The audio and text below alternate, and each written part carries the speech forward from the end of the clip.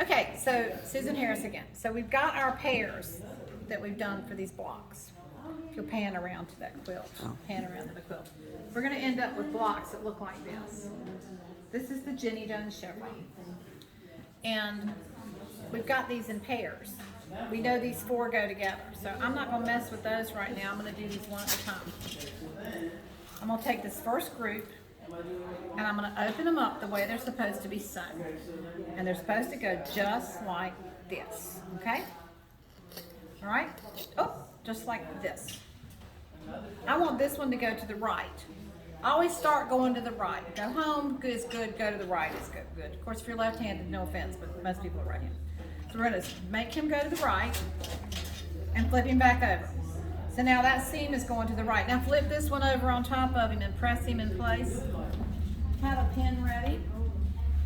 And now you're nested, and what I do is I go ahead and find that seam and get it lined up before I hit it with the iron. And then I'll literally iron him in place where he belongs, and it'll just nest right in for sewing. There's one, and then I usually just set them over there by the sewing machine. Let's do the next one. Just to be sure everybody understands. This is your bottom. This is your top one.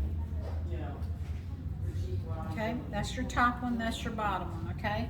We're going to press him to the right, which it looks like we're going left, but we're going to the left, so when we flip him over, he's to the right. And then we're going to pull this one right down on top of it and line up those seams and drop the iron right on top of it. Bam. You're nested and ready to go. And those seams are hot, you just push them together, put one pin in it, and do it for all 6 blocks, and then you'll have your row done. And you sew those together into a row. Here's your bottom, and see how I have these nicely grouped together, so I don't get confused about what's going on. Okay, I want this to go to the right. If you'll just remember that you start with it going to the right, and what that's going to do is when you get ready to sew your rows together, all your seams will nest. Every little section will nest the whole way. Lay that on top of that. Oh, all that beautiful ironing I just undid.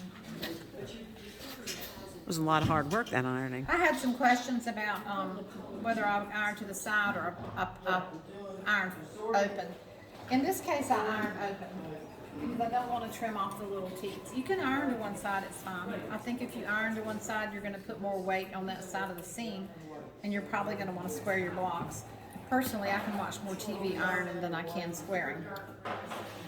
So again, I'm going to take my block, make sure I've got it arranged properly, press the bottom to the right, pull down the top, lay it into place, nest that seam, bring the iron down on top of it, and boom, there you go. Now you're ready to sew these together. And I am Susan Harris at Quilt Lizzy in Warrenton, North Carolina, except I'm in Aden. It's 252-746-1590, and I have a question. Question? I just need some help. Okay, I'll come help you. Here you go. Thank you.